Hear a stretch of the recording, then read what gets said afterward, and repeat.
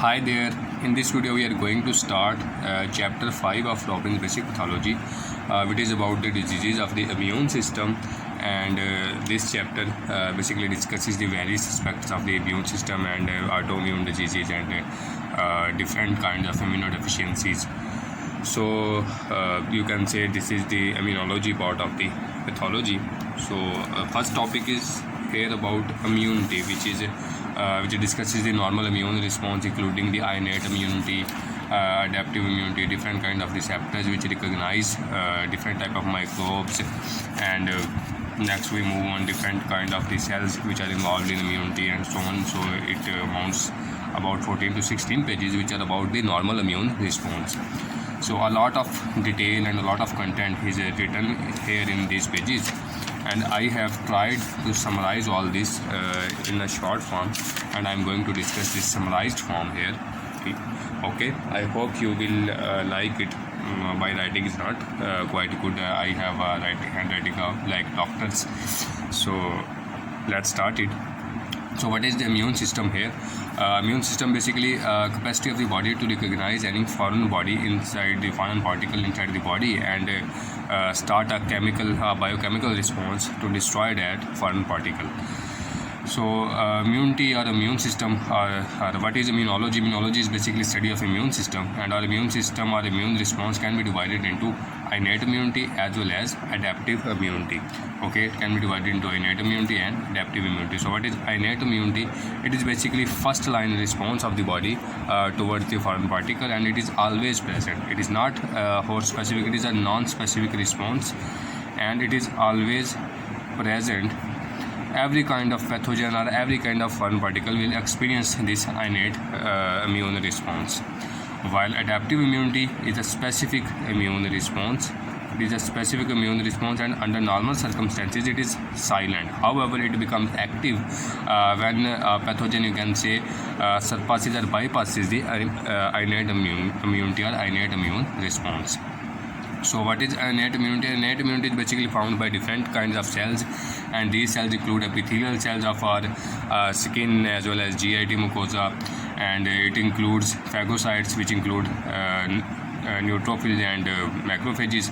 It includes dendritic cells, it includes natural killer cells, it includes different proteins of complement system, and includes several other plasma proteins which are involved in defense mechanism of the body. So our body recognizes pathogen by their specific molecular patterns. Pathogens have specific chemistry or specific molecules in their chemistry, and these molecules are called pathogen associated molecular patterns, which are recognized by different receptors. Moreover, there are damaged cells. When pathogen enters in a body cells, it produces certain damage, and when cell is damaged, there are certain molecular patterns that form which are called damage associated patterns. So pathogen associated molecular patterns and damage associated patterns help the body cell or immune system to recognize the entry of microbes as well as the cells damage in response to that microbes. So these patterns, which are pathogen associated molecular patterns and damage associated patterns, are recognized by pattern recognition receptors, and these receptors can be present in the extracellular membrane, they can be present in cytoplasm, or they can be present on the surface of endosome. So they recognize microbes on the surface of cellular membrane, in the cytoplasm, or in the endosome. Okay, so the principal types of these receptors include tool-like receptor, NOD or node-like receptors, C-type lectin receptors, G-protein coupled receptors, or mannose receptor. Okay, so what are tool-like receptors? Tool-like receptors present basically on lymphocyte or leukocytes, and they are present on the either on plasma membrane or on endosomes. Okay, so when they are present on plasma membrane, they basically recognize the lipopolysaccharides of the bacteria.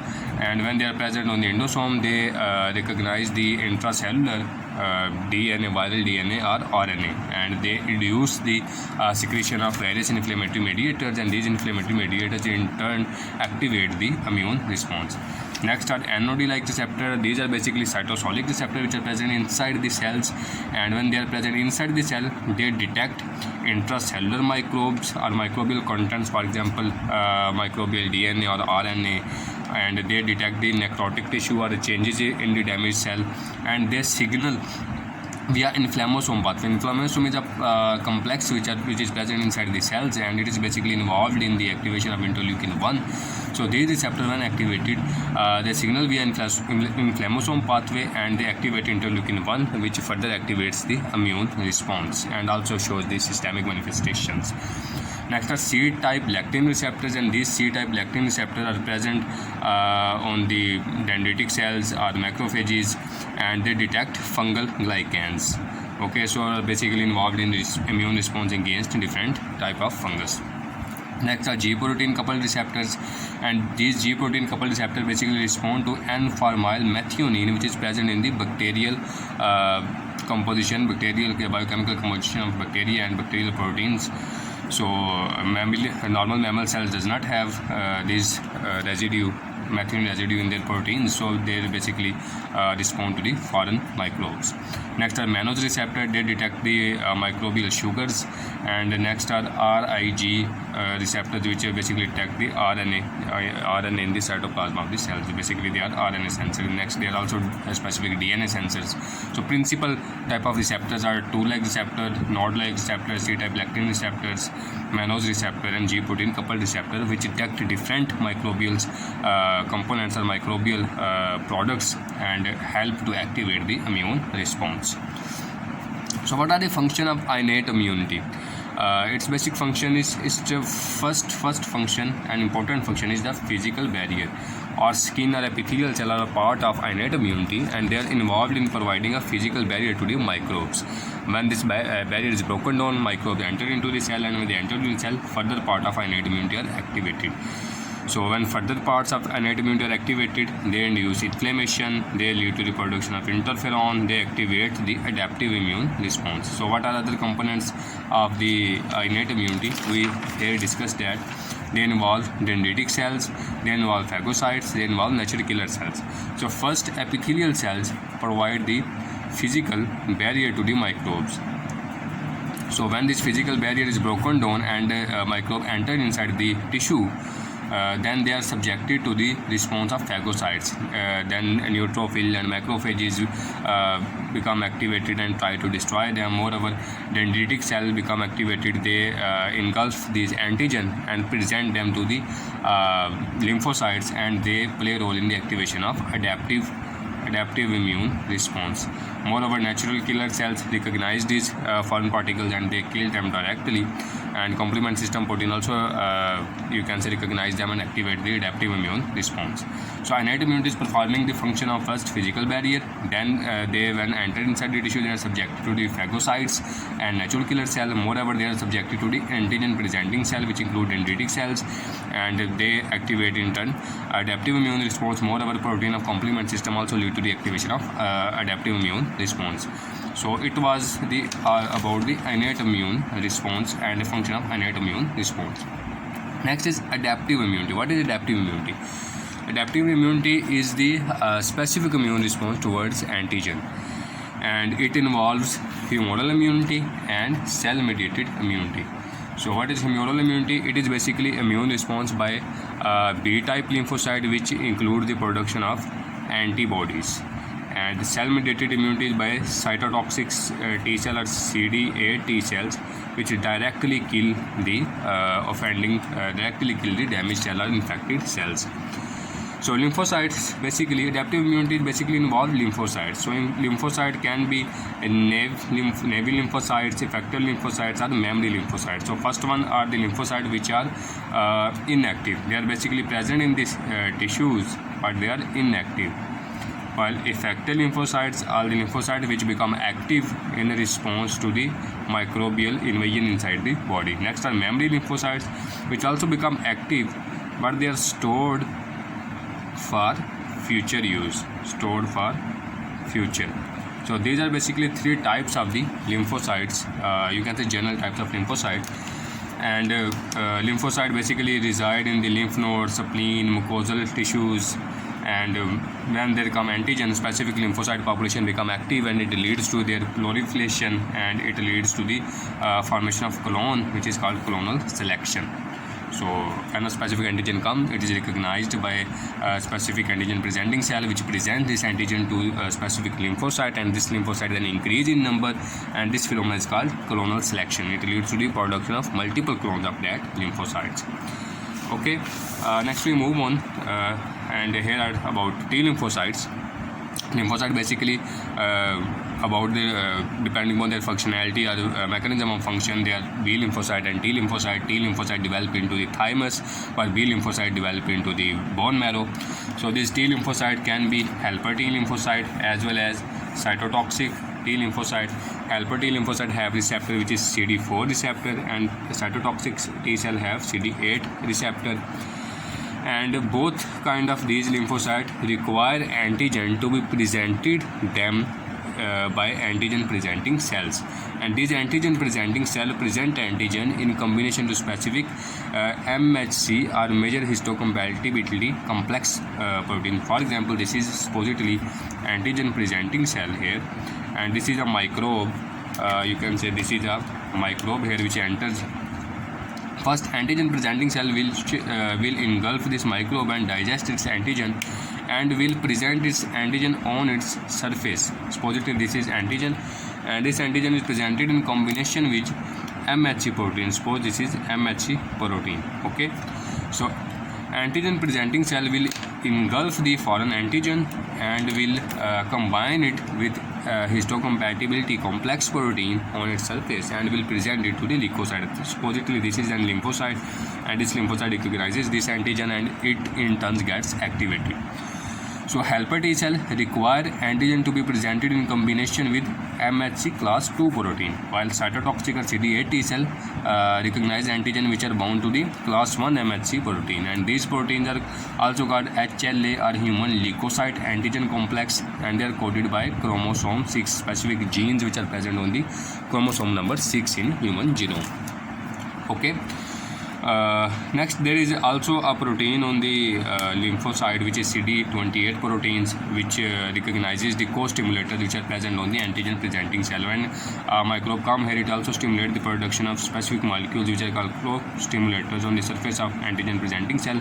These co-stimulators are recognized by CD8 proteins are present on the lymphocyte surface, and they also stimulate the lymphocytes. Okay, there are some other types of lymphocytes which include you can say gamma delta T cells and NKT cells. We are not going to discuss them. They are minor classes of the T lymphocytes. Next, what are the class 1 MHC and what are class 2 MHC? These are basically proteins or specific antigens which are present on the surface of human body cells, and they are quite important in the transplant. If you transplant tissue to other person in which there is a lot of difference of their MHC protein, then this transplant gets rejected due to MHC incompatibility.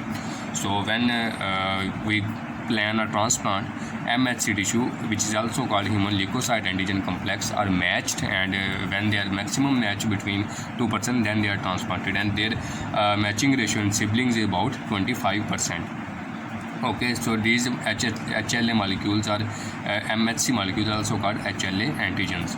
So class 1 MHC are present in all nucleated cells of the body. They are present in all body cells. So if any kind of body cells gets infected by bacteria, if any body cell gets infected by bacteria, it displays that bacterial antigen on its surface in combination with MHC class 1, and it can be recognized by cytotoxic T cell, and cytotoxic T cell in turn destroys that bacteria. Okay, so how cytotoxic T cell destroy that bacteria? Cytotoxic T cell basically have two specific molecules here. One is perforin and other is granzyme. So what happens? Perforin basically this is a cell. Perforin gets inserted here and creates pore in the membrane, and then granzyme is inserted into that infected cells. Okay, so this granzyme is a protease which cleaves and activates specific caspases inside the infected cell, and these caspases in turn lead to the apoptosis of the specific cells. Okay, in this way cytotoxic T cells can kill any cell, any infected cell of the body. So microbe comes, microbe infects the body cell, and this body cell picks up microbial antigen and displays on its surface in combination with class 1 MHC, and this class 1 MHC recognized by cytotoxic T cell. Cytotoxic T cells creates a pore with the help of perforin and inserts enzyme which activates caspases and destroys that cell by apoptosis. Okay. And how class 2 MHC work? Class 2 MHC is present on basically antigen presenting cells, which include macrophages, dendritic cells, and B cells, and they recognize microbes and present on their surface in combination with the MHC2 molecules, and they are then recognized by lymphocytes. They present these antigen presenting cells present these antigen to the lymphocytes and activate them. Okay. So basically they activate which class of lymphocyte? They activate basically helper T lymphocyte or CD4 T cell, and these CD4 T cell in turn perform different functions. These CD4 T cells have major types including Th1 cells, Th2 cell, and Th17 cells. Th1 cell produce interferon gamma, which activates in turn macrophages by classical pathway, and macrophage then play a role there in inflammation. Th2 activates, when Th2 are activated, they release interleukin 4, interleukin 5, and interleukin 13. Interleukin 13 activates macrophages by alternate pathway and plays a role in tissue repair. And interleukin 5 and interleukin 4 they're involved in the IgA mediated immune response, eosinophilic response, and interleukin 17 recruits neutrophils. Okay, so in this way helper T lymphocytes play their role in the inflammation or inflammatory immune response. Okay, so it was about helper T lymphocyte and cytotoxic T cells. Next we come toward B lymphocytes. B lymphocyte involved in humoral immune response, and they basically have their receptor in the form of IgM antibody, which is combined with signaling molecule, and this is collectively called BCR complex or B cell receptor complex.